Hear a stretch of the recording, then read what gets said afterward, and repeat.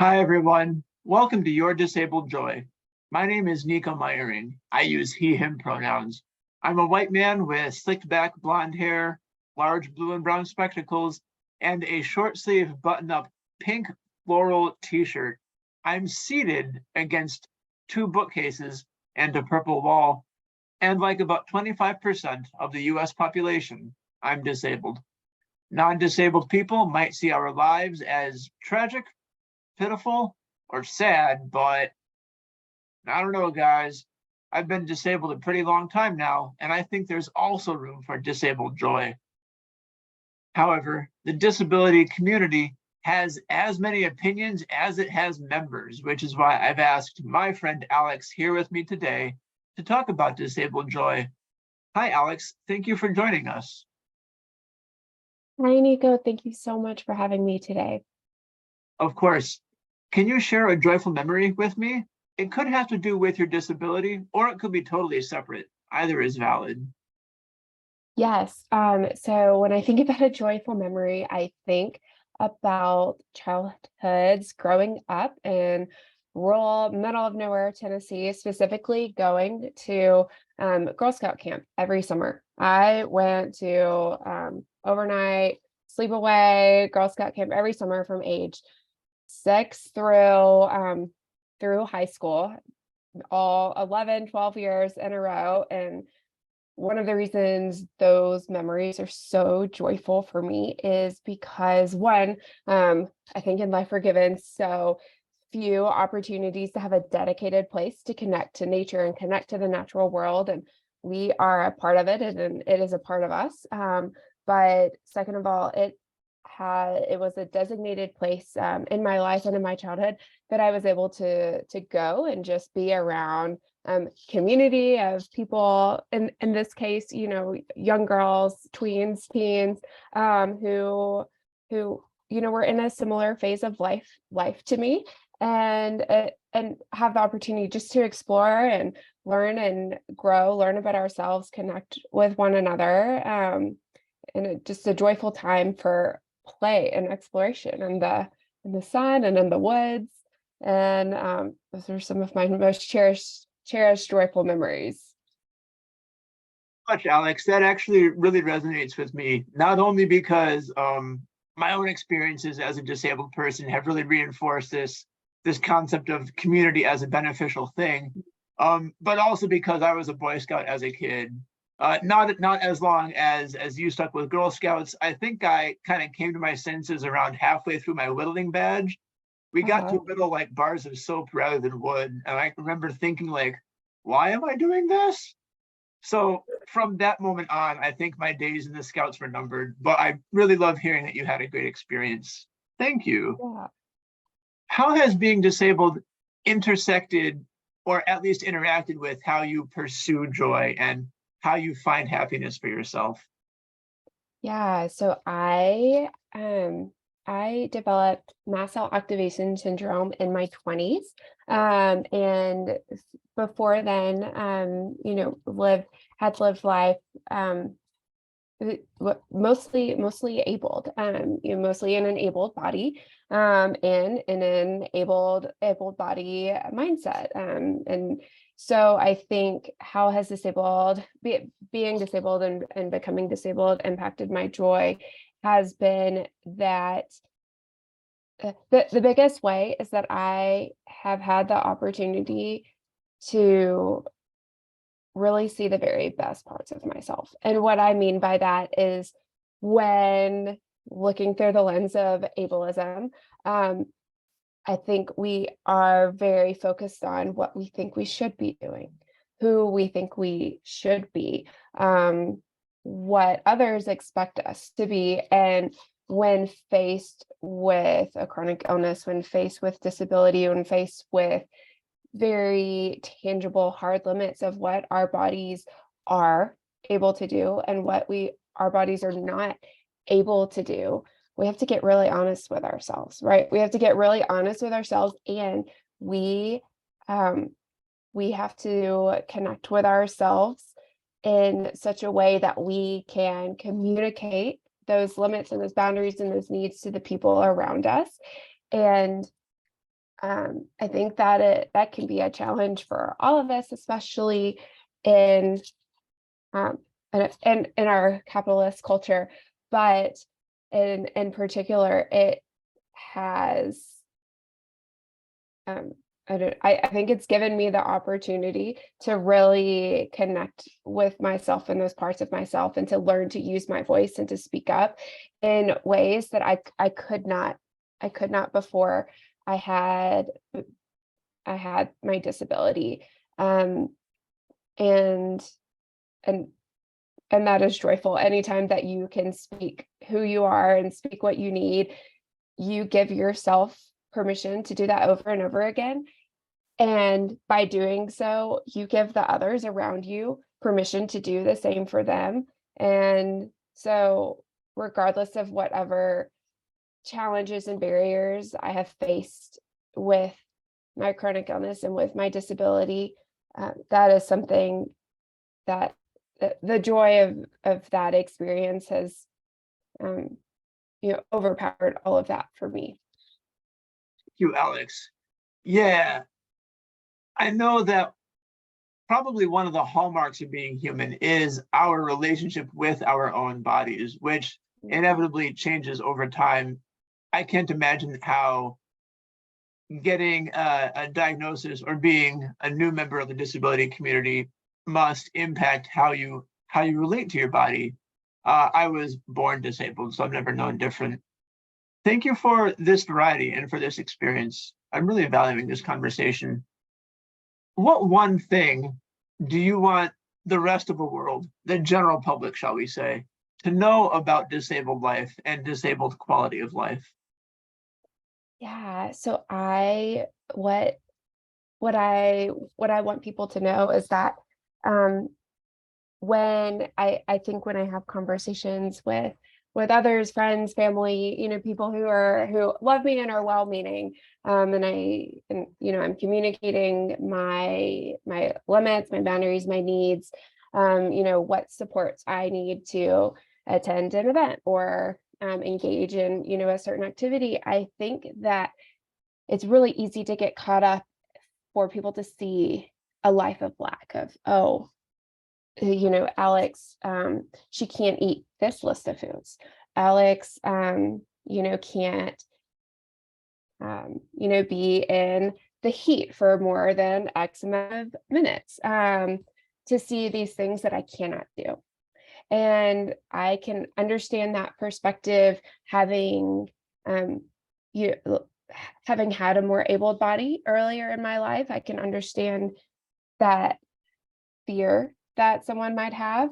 And so what I want people to know is that you may look or reflect on the disabled experience and see a life of lack. You may see only the things that we are not able to do in a moment or at all.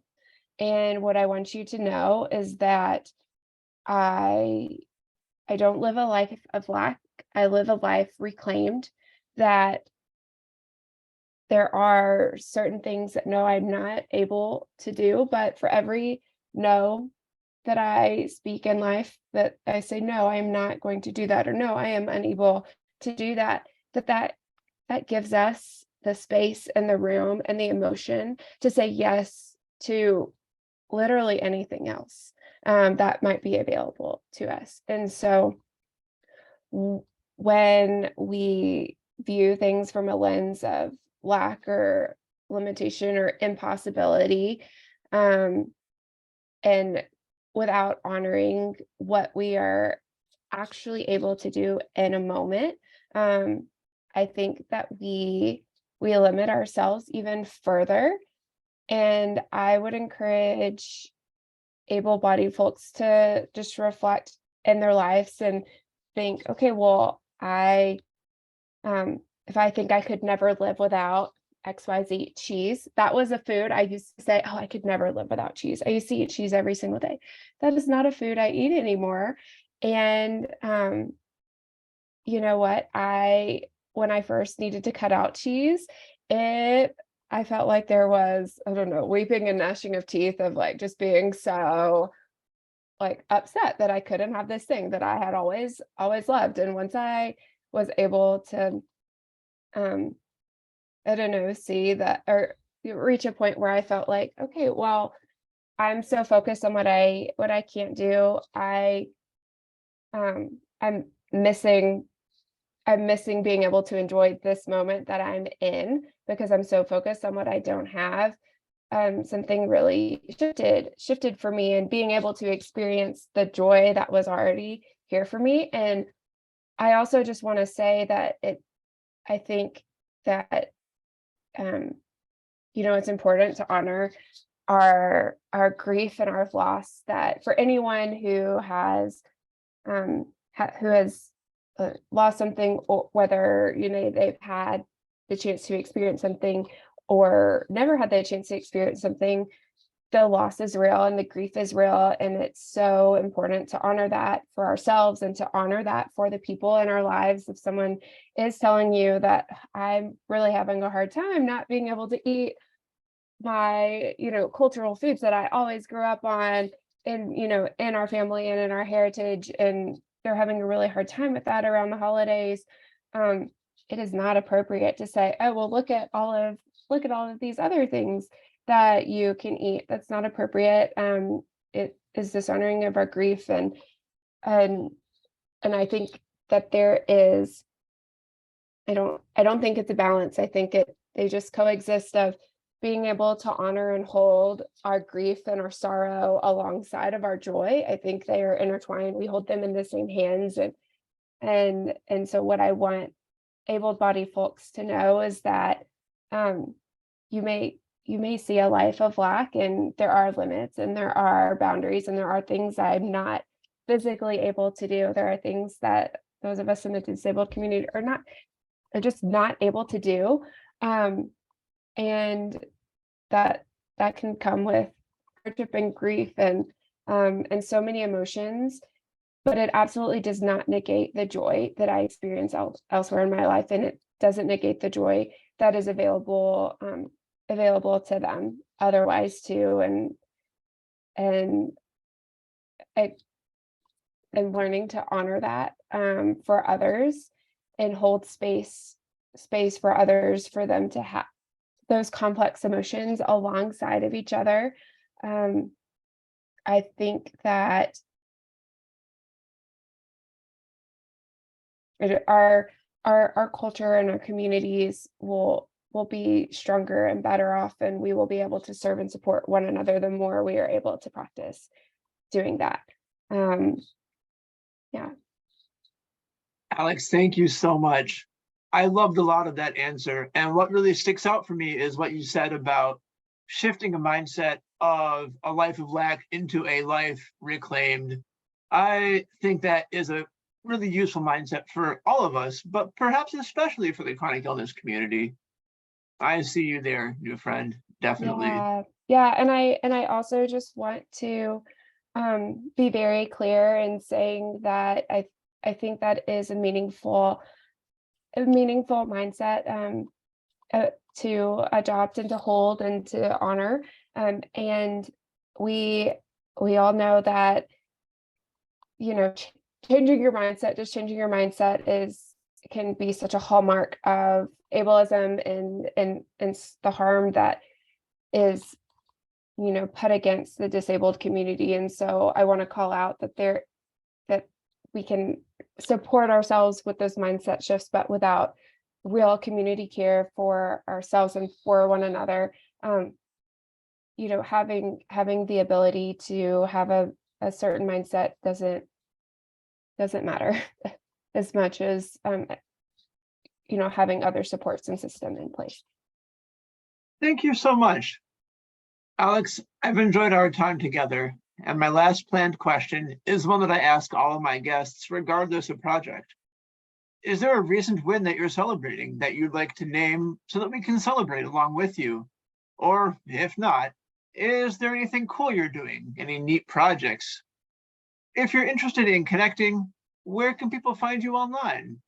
This is your chance, my friends, to be your own cheerleader, to step up on your own soapbox, to promote yourself. So please brag. Thank you. My name is Alex Yam. I am the owner of Majestic Magnolia, as well as a fine artist. My illustration brand, Majestic Magnolia, you can find me online at majesticmagnolia.com or in social media, Majestic Magnolia. That's Majestic with a K. And with my fine art, it's alexhamart.com or alexhamart on social media. But in particular, one project that I have worked on that I'm so stoked and honored to be a part of is I am in the Colorado region, and I have one of my pieces in my Community Care series. It will be joining a group exhibition in Boulder, Colorado, over Disability Pride Month. The show opens July 7th and it ends on August 18th with a closing artist panel. But the show is called Unfettered Recognition. It is only viewable in person, but I did want to speak to you briefly about my piece in that, and then I'll show it to you, is that I mentioned earlier that I believe in community care and how important community care is, and the meaningfulness of having a community and building community all the way back from my joyful memories in childhood of being able to be at an overnight camp around other people with similar interests, similar life moments, and particularly my experience of becoming disabled in adulthood, have the community of chronically ill folks in the community, of folks in the disability community, who have given me the support and given me just the emotional oomph that I need to continue and to thrive and to honor myself and to better honor others. And so I created a community care series just focused on togetherness, the messy togetherness when we're all together. And I'm going to grab a piece. So I'm in my very messy studio, but to show you, but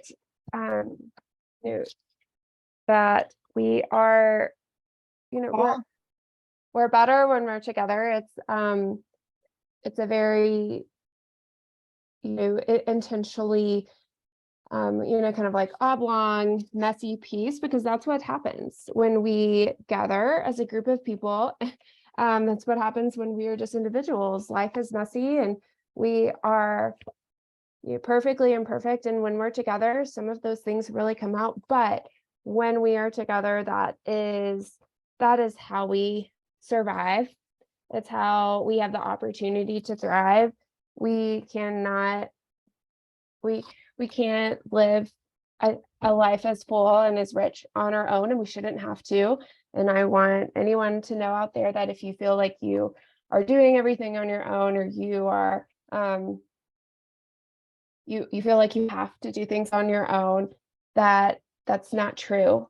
And I encourage you to, where you can, ask for help and look for community. And I think for some of us, that is a learning process of learning how to accept and receive the community care and support that is available to us, and to, above all, remember and to prioritize giving yourself to community too, and to honor your community and to build that. And we don't exist as an island. That is ableism, telling us that to be super individualistic, and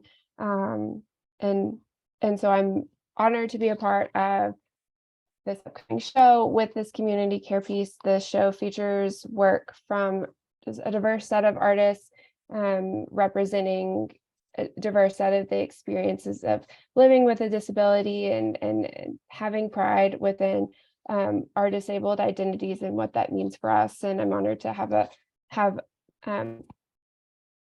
voice showcasing how much community really means for the disabled community.